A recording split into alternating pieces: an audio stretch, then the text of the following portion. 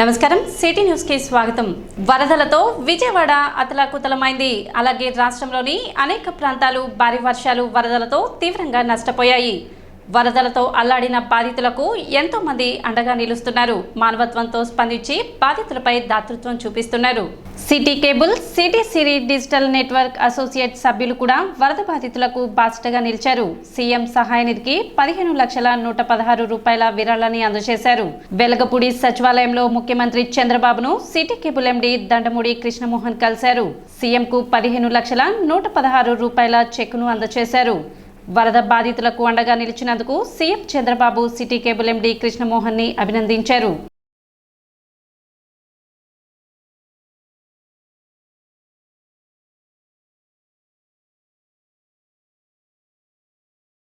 November మాసం నుండి నూతన పెన్షన్ల పంపిణీకి ప్రభుత్వం చర్యలు తీసుకుంటున్నట్లు మంత్రి నాదెండ్ల మనోహర్ తెలిపారు. పెన్షన్ల తొలగింపులు లబ్ధిదారులకు భిన్న అభిప్రాయాలు ఉన్నాయని, వృద్ధాప్య పెన్షన్, దివ్యాంగుల పెన్షన్ కు సంబంధించి సదరన్ క్యాంపు నిర్వహించే ఆలోచన చేయడం జరుగుతుందని, ఆ సదరన్ క్యాంపులో ఇచ్చే సర్టిఫికెట్ను భద్రపరుచుకున్నట్లయితే నవంబర్ మాసం నుండి ఇచ్చే నూతన పెన్షన్లు లబ్ధిదారులకు అందే విధంగా చూస్తామని మంత్రి నాదెండ్ల మనోహర్ వెల్లడించారు. దీనికి సంబంధించి అక్టోబర్ 15వ తేదీ నుండి పెన్షన్ల నమోదు ప్రక్రియ ప్రారంభించడం జరుగుతుందని ఆయన తెలిపారు.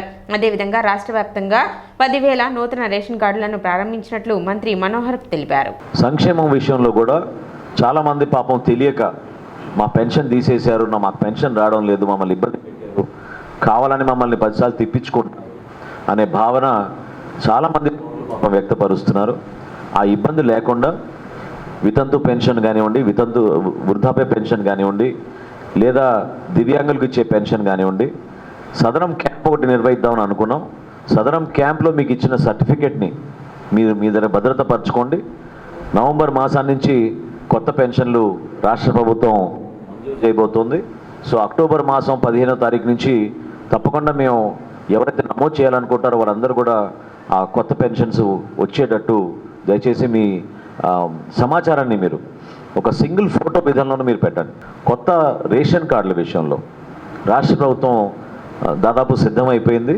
ముందుగా మేము రాష్ట్ర వ్యాప్తంగా 10,000 కొత్త చౌక దుకాణాలు ఓపెన్ చేస్తున్నాం, ఫేర్ ప్రైస్ షాప్స్.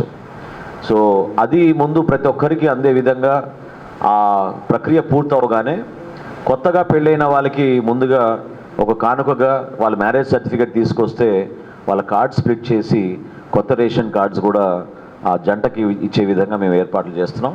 ఆ కార్యక్రమం కూడా త్వరగా లాంచ్ చేస్తున్నాం రాష్ట్ర వ్యాప్తంగా.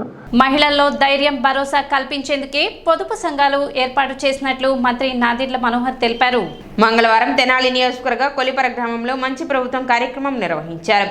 ఈ కార్యక్రమంలో భాగంగా SHG మహిళలకు బ్యాంకు రుణాల పంపిణీ మరియు పొలం పిలుస్తుంది కార్యక్రమాలు నిర్వహించారు. గ్రామంలోని పాల కేంద్రం, కళ్యాణ మండపంలో జరిగిన ఈ కార్యక్రమానికి మంత్రి నాదెండ్ల మనోహర్ ముఖ్య అతిథిగా పాల్గొన్నారు. ఈ సందర్భంగా 170 గ్రూపులకు గాను 24 కోట్ల రూపాయల బ్యాంకు లింకేజీ రుణాలను మనోహర్ చేతుల మీదుగా మహిళలకు అందజేశారు.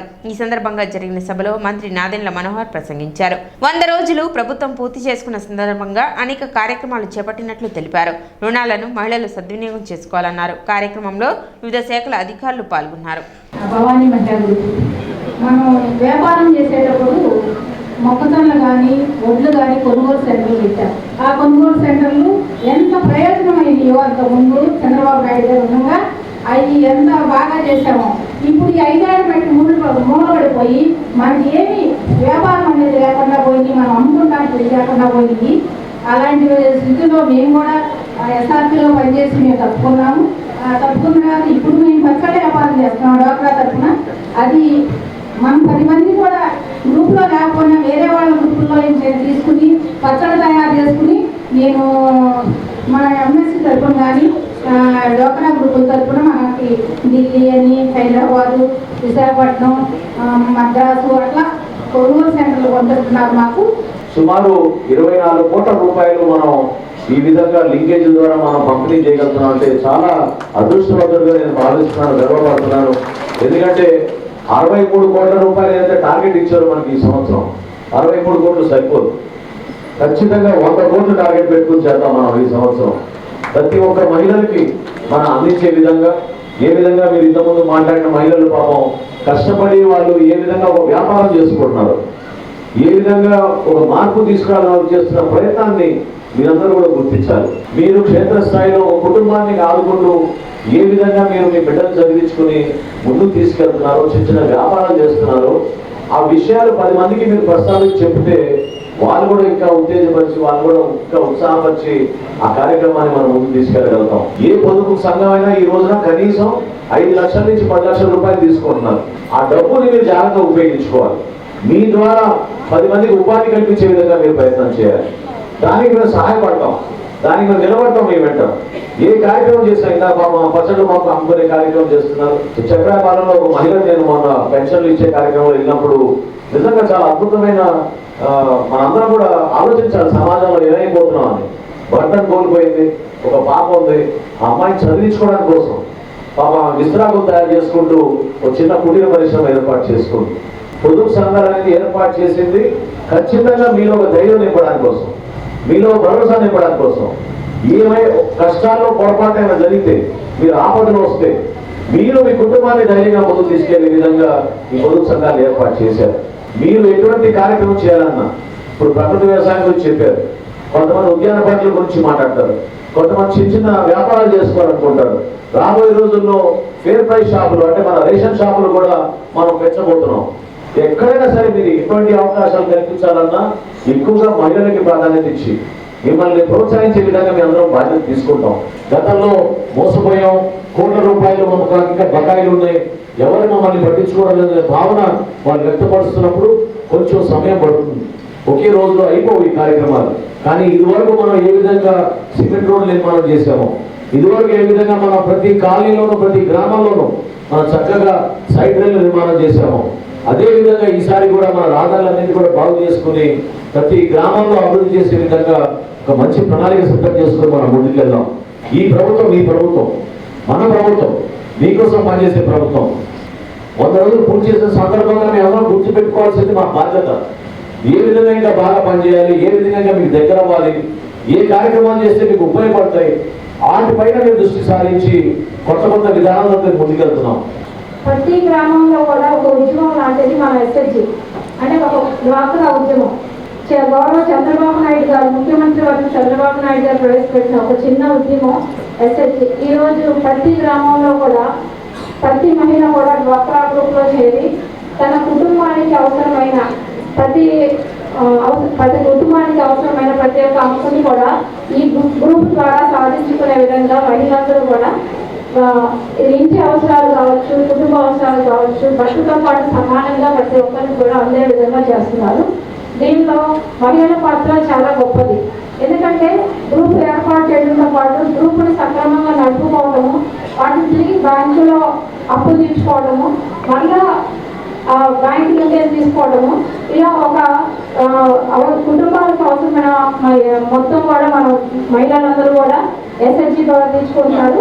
ఇదంతా కూడా గౌరవ ముఖ్యమంత్రి వర్యులు శ్రీ నారా చంద్రబాబు నాయుడు గారు ప్రవేశపెట్టిన గొప్ప విషయం ఇది. తెనాలి నియోజకవర్గంలో ప్రజా సమస్యల సత్వర పరిష్కారం కోసం ఏర్పాటు చేసిన వాట్సాప్ నెంబర్ను మంత్రి నాదెండ్ల మనోహర్ ప్రారంభించారు. మంగళవారం సబ్ కలెక్టర్ కార్యాలయంలోని పొదుపు భవన్లో జరిగిన సమావేశంలో మంత్రి నాదెండ్ల మనోహర్ వాట్సాప్ నంబర్ను లాంఛనంగా ప్రారంభించారు.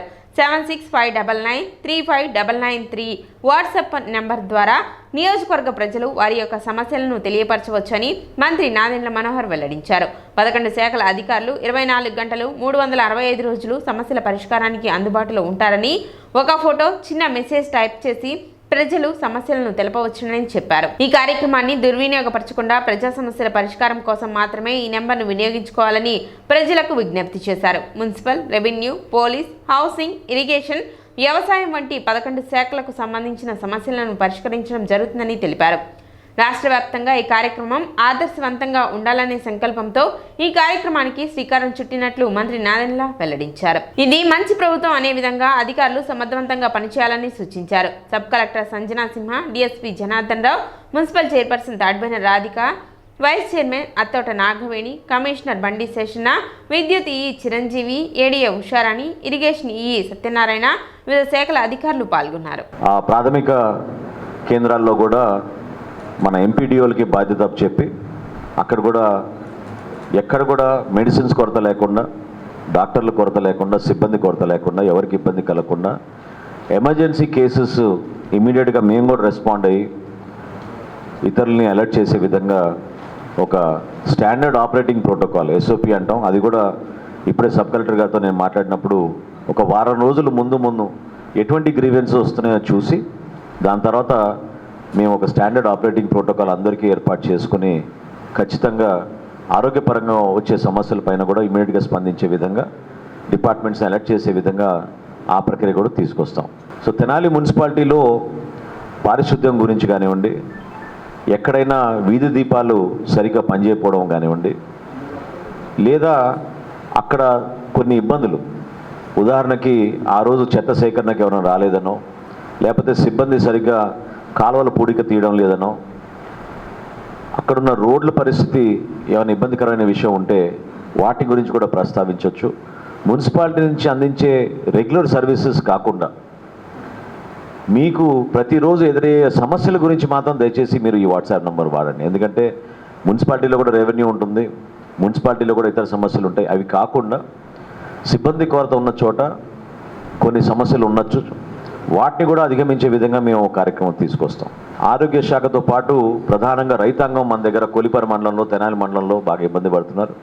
వాళ్ళకు కూడా వ్యవసాయ శాఖ నుంచి ఏడీ అగ్రికల్చర్ గారు ఈ గ్రూప్లో ఉంటారు.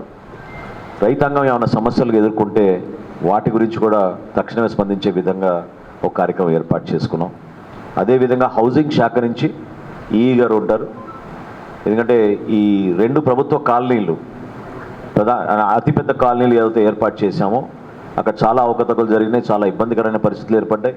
చాలామంది లబ్ధిదారులు ఈరోజు వాస్తవ పరిస్థితులు తెలుసుకుని చాలా బాధతో ఉన్నారు. వాళ్ళకి ఏదో విధంగా ధైర్యం నింపే విధంగా రాబోయే రోజుల్లో మార్చి మాసానికల్లా కొంతవరకు ప్రోగ్రెస్ చూపించి వాళ్ళకి ఆ ఇల్లు అప్పచెప్పే విధంగా మేము కూడా కొన్ని చర్యలు తీసుకుని వాళ్ళకి ఇబ్బంది పెట్టకుండా చూసుకునే బాధ్యత మేము అందరం కూడా తీసుకుంటాం. ఈ వాట్సాప్ నంబర్ ద్వారా చేయాల్సిన అనేక కార్యక్రమాలు ప్రతి ఒక్కరికి ఉపయోగపడే విధంగా మేము చేస్తాం. క్విక్ రెస్పాన్స్ టీమ్ ఫామ్ అవుతాం.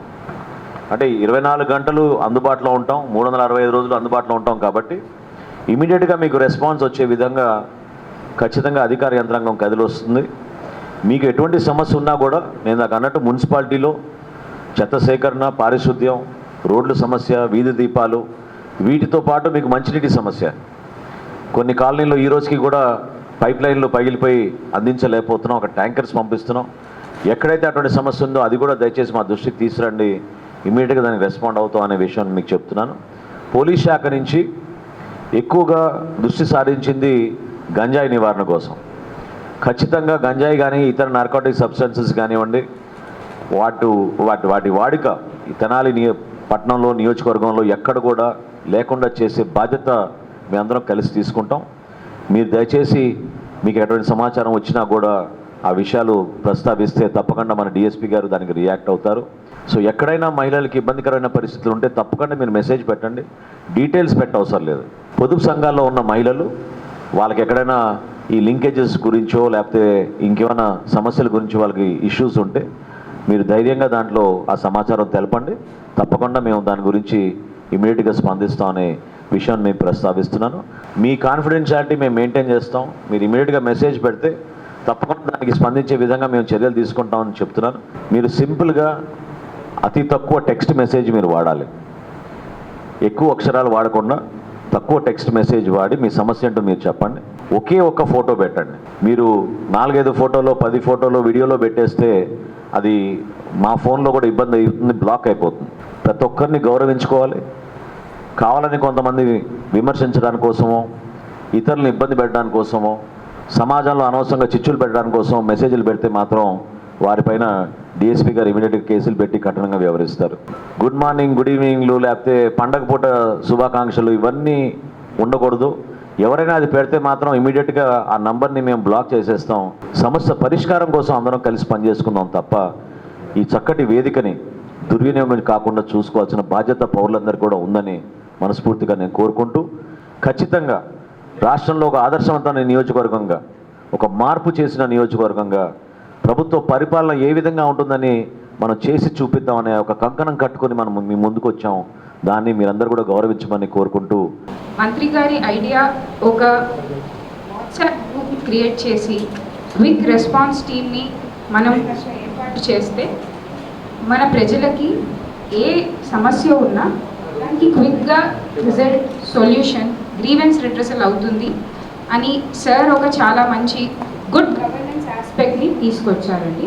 దాని గురించి అది లాంచ్ చేయడానికి ఇక్కడ మనం అందరం ఈరోజు అసెంబ్ల్ అయ్యాము. It is a great initiative. ఈ ఇనిషియేటివ్ని మనం కనుక ఇక్కడ బాగా పైలట్గా చేసి సక్సెస్ అవుతే సార్ డ్రీమ్ ఇస్ టు మొత్తం స్టేట్లో కూడా ఇది మనం స్టార్ట్ చేయొచ్చు అని. So I heartily congratulate sir and the entire team here for coming up with a very good initiative to spread good governance and also decentralized problem resolution. Revenue department నుంచి sub collector గారు, ముగ్గురు తహసీల్దార్స్ ఉన్నారు. అలాగే police department నుంచి DSP గారు ఉన్నారు. తర్వాత MPDOs ఉన్నారు. తర్వాత మున్సిపల్ డిపార్ట్మెంట్ నుంచి మున్సిపల్ కమిషనరు, ఎంఎస్ఓ హెల్త్ అంటే శానిటేషన్ ఇంజనీర్ గారు ఉన్నారు. అలాగే ప్రధానంగా అగ్రికల్చర్ డిపార్ట్మెంట్ సంబంధించినటువంటి సమస్యకు సంబంధించి అగ్రికల్చర్ గారు ఉన్నారు. అలాగే హౌసింగ్ ఇష్యూకి సంబంధించి హౌసింగ్ డీ గారు ఉన్నారు. అలాగే లేడీస్ సమస్యకు సంబంధించినందుకు ICDS